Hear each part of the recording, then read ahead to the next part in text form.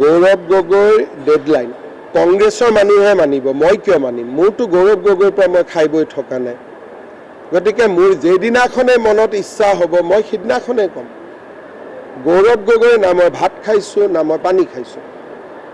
যোনে গৌৰৱ গগৈৰ পৰা টিকট পাবলগীয়া আছে তেওঁলোকে গৌৰৱ গগৈৰ কথা শুনিব। কালি কংগ্ৰেছৰ মানুহে কিয় ক'লে যে ৪৮খন আসন মুছলমানৰ বাবে সংৰক্ষণ হ'ব লাগে অসমত? সেই ল'ৰাজনক এক্সপেল কৰিলে নেকি?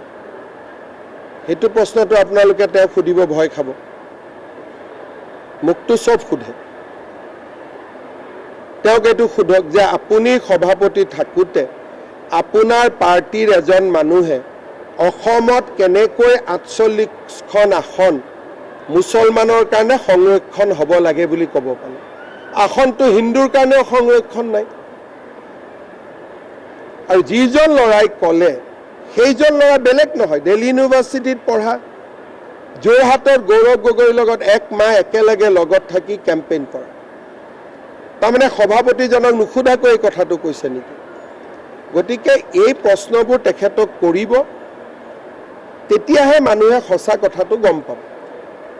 আৰু তেওঁলোকক সুধিব, যদি হিমন্ত বিশ্ব শৰ্মাই মিছা কথা কৈ আছে তেওঁৰ বিৰুদ্ধে কোৰ্টত আপুনি কেছ এটা কিয় নকৰে?